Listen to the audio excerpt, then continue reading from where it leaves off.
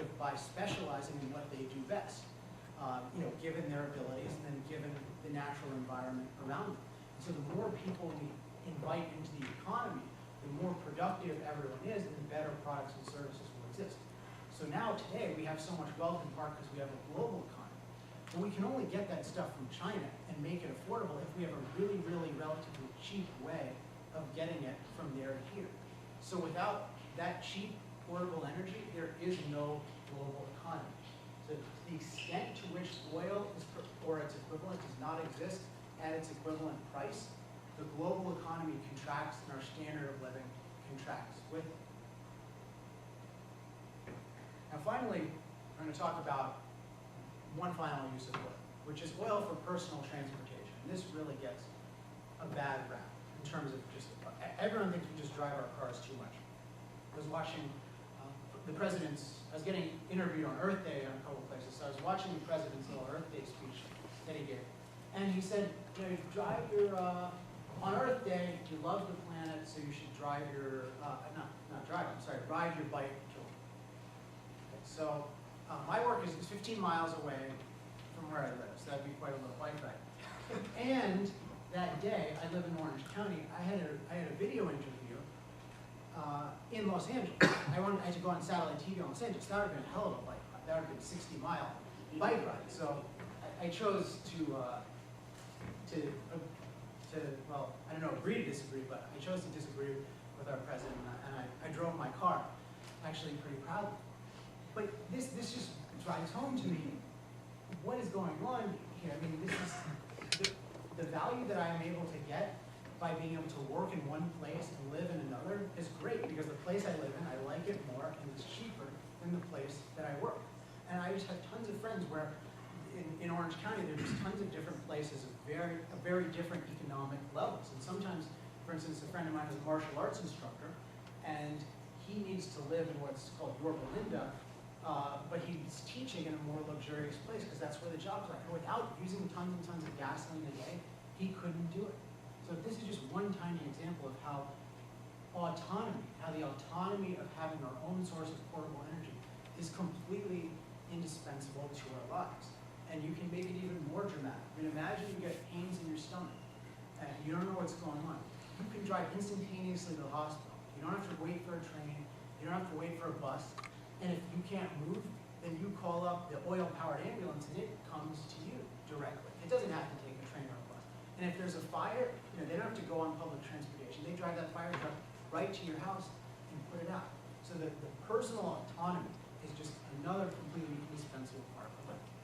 So basically, we live in a world built of oil, made of oil, and moved by oil, and we're damn fortunate to do so.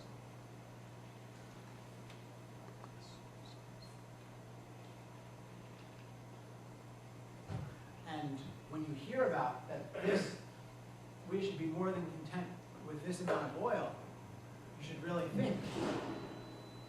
You should really be thinking, are you sure that whatever else is coming is going to replace that? Because otherwise you have to start thinking about, what 85% of your oil-based life are you going to give up?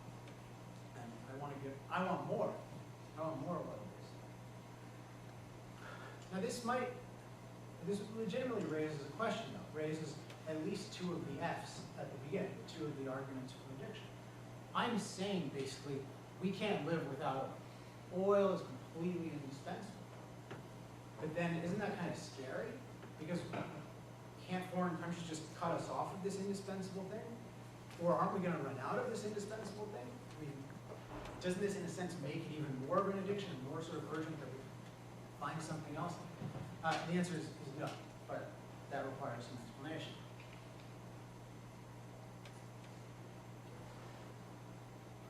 So I'm going to start with the argument, the foreign argument, the energy independence argument. I'm going to read a quote from Bill Clinton that he said in 2006 to a group of students, much like you, although I imagine Bill Clinton probably draws more than I do.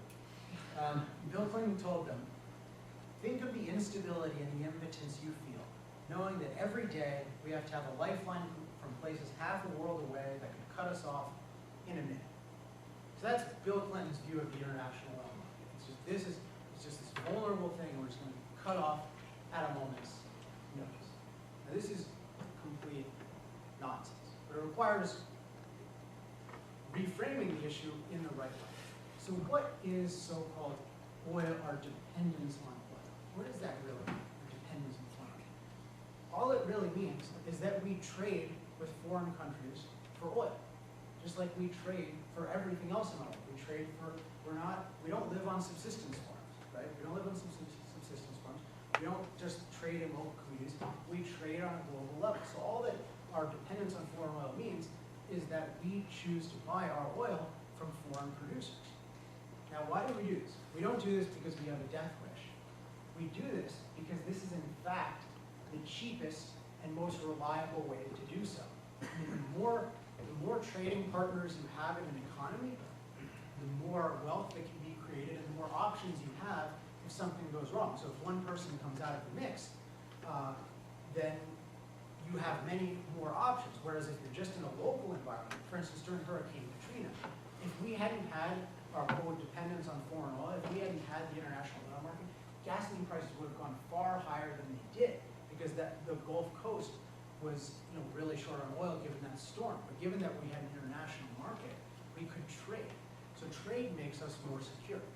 And people act as if, well, we're somehow helpless, but the other side of selling it to us is somehow powerful. But in any trade, both of you, you're not dependent, but you do rely on the other. When your grocer relies on you for money, otherwise he can't feed his kid, or maybe feed his kids as a grocer. You can't send them to school, right? So, and you need the groceries, but it's a mutual reliance, and fundamentally it's a mutual benefit. So each side has a vital incentive to continue the transaction. So in the case of Saudi Arabia, that entire economy is only subsidized basically by oil. It's a really horrible economy where they basically just nationalized some oil wells that were brilliantly discovered by mostly Americans, and they don't really do anything else at all productive. So the idea that they're just going to stop selling oil indefinitely just for the hell of it and starve is completely bogus. So it's not at all that is a possibility. And in fact, we're in a far stronger position because Saudi Arabia got its oil off the market. We would have all sorts of other options. And this goes to just understanding trade and understanding the oil industry and understanding industry. Part of this whole argument is that people don't understand that trade is a dynamic process. You're not just doing the same thing over and over and over. It's not just one big circle all the time. There are continuous developments in the market. Maybe sometimes one foreign power acts up. Maybe there's a new player in the market. Maybe you can find certain substitutes that they're superior to oil for something. The market is constantly evolving, so it's a dynamic thing. And if something goes wrong, as long as you're free to act, then you can always find a better substitute. So Saudi Arabia should be terrified that we would cut them off, not vice versa. And by the way, just so you know, and draw your own conclusions as to why you have not heard the following fact. Green energy, so primarily windmills, electric cars, hybrid cars, all rely on a very rare type of magnet called rare earth magnets.